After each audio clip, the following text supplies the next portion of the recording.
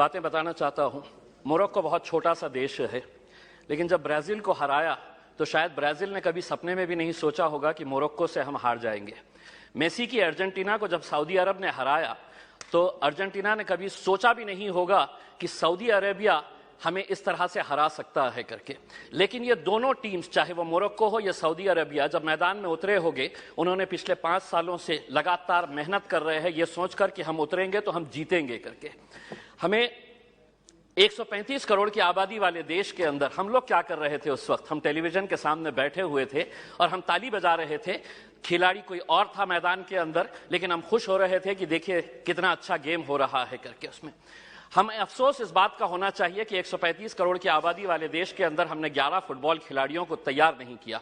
उस दिन सारे देश ने इस बात का चिंतन किया और हमने भी सोचा, यकीनन आपने भी सोचा होगा कि कहीं ना कहीं कुछ हमारी खेल नीतियों के अंदर कुछ बदलाव लाने की जरूरत है, वरना 135 करोड़ देश की आबादी अगर हम एक टीम तैयार नहीं कर रहे हैं तो कुछ ना कुछ कहीं ना कहीं गलत हो रहा है। इस बात का एहसास हुआ है और शायद वही एहसास को लेकर आज हम सभी लोग यहां पर इकट्ठा हुए हैं। मंत्री जी, मैं आपसे पूछना चाहता हूं, यूएस और चाइना ऐसा क्या कर रहा है कि उनके खिलाड़ी मैदान के अंदर उतरते हैं? कोई भी इंटरनेशनल इवेंट जब ऑर्गेनाइज होता है तो उनके खिलाड़ी गोल्ड ऐसे ही हंसते हंसते लेकर चले जाते हैं। हम एक गोल्ड अगर लेके आ जाते हैं तो पूरा देश सेलिब्रेट करता है, बल्कि प्राइम मिनिस्टर ले लीजिएगा, पूरे मिनिस्टर्स ले लीजिएगा, पूरे चीफ मिनिस्टर्स उसका जश्न मनाते हैं। जबकि हमारे पास पोटेंशियल इससे ज्यादा है। कहीं ना कहीं हम कुछ ऐसा नहीं कर पा रहे हैं वो कर रहे हैं करके। वो क्या कर रहे हैं? तो वो बचपन से ही अपने खिलाड़ियों को आइडेंटिफाई कर रहे हैं, कौन हमारा खिलाड़ी कौन से खेल के अंदर है, और उसके बाद पूरी जिम्मेदारी उनके स्पोर्ट्स एसोसिएशन, फेडरेशन और वहां की सरकार उठा रही है। हमें मंत्री जी हमारे शॉर्ट टर्म गोल्स और हमारे लॉन्ग टर्म टारगेट्स क्या होने चाहिए, इसको आइडेंटिफाई करने की जरूरत है। मंत्री जी, मैं आपसे अनुरोध करना चाहूंगा, एक सर्वे करवाइएगा पूरे देश के अंदर कि कितने ऐसे स्कूल्स हैं कि जहां पर स्पोर्ट्स टीचर्स मौजूद है। पूरे देश के अंदर, चाहे वो प्राइवेट स्कूल्स हो या गवर्नमेंट स्कूल्स है, स्पोर्ट्स टीचर्स कितने स्कूल्स के अंदर है। एक सर्वे करवाइएगा कि कितने स्कूल्स के अंदर प्लेग्राउंड्स मौजूद है। एक सर्वे करवाइएगा कि अगर ग्राउंड मौजूद है तो स्कूल के अंदर क्या एक फुटबॉल है, एक क्रिकेट का किट है, एक रेसलिंग का मैट है, क्या वहां पर बास्केटबॉल के लिए कोई सुविधा है। एक सर्वे करवा लीजिएगा पूरे देश के प्राइवेट, और तब आपको पता चलेगा कि हम लोग अगर खेलों के अंदर पीछे है तो इसकी वजह क्या है।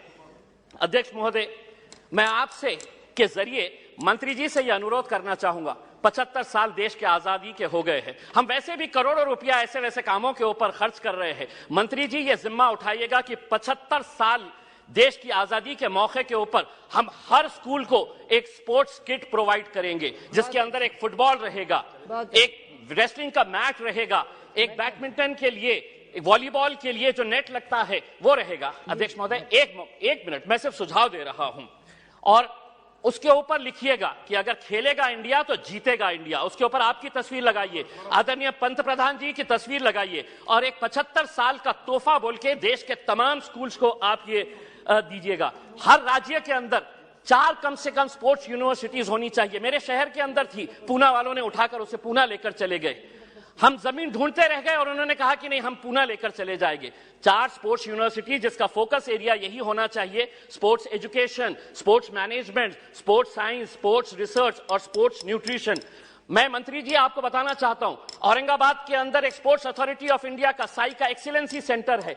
आज तक करोड़ों रुपया आपने खर्च किए हैं उसके ऊपर, लेकिन कोई भी एक इंटरनेशनल लेवल का वहां पे इवेंट ऑर्गेनाइज नहीं किया गया है। आप खेलो इंडिया के जरिए आप अंडर 17 के टैलेंट को आप आइडेंटिफाई करते हैं, हम उसका स्वागत करते हैं। उसी तर्ज के ऊपर अगर स्कूल गेम्स फेडरेशन, अध्यक्ष सिर्फ एक minute, school games federation of India को यह जिम्मेदारी देते हैं कि आप अंडर 14 के जितने भी टैलेंट है उसको आइडेंटिफाई करिएगा। दूसरा, सबसे जाते जाते सिर्फ ये कहना चाहूंगा, भारतीय जनता पार्टी के एक एमपी है बृजभूषण सिंह जी, वो खुद एक पहलवान है। अगर वो रेसलिंग फेडरेशन ऑफ इंडिया के प्रेसिडेंट है तो हम उसका स्वागत करते हैं, लेकिन जिसने कभी जिंदगी में कोई एक गोल नहीं किया वो फुटबॉल एसोसिएशन का प्रेसिडेंट, जिसने कभी क्रिकेट बैट नहीं पकड़ा वो क्रिकेट एसोसिएशन का प्रेसिडेंट हो गया है। इसीलिए हम आपसे अनुरोध करेंगे, एक नियम बनाइए, राजनेताओं को खेलों से दूर रखिएगा, तब जाकर हमारे खिलाड़ी दुनिया के ऊपर राज करेंगे। बहुत बहुत धन्यवाद। श्री एस.टी. हासन जी।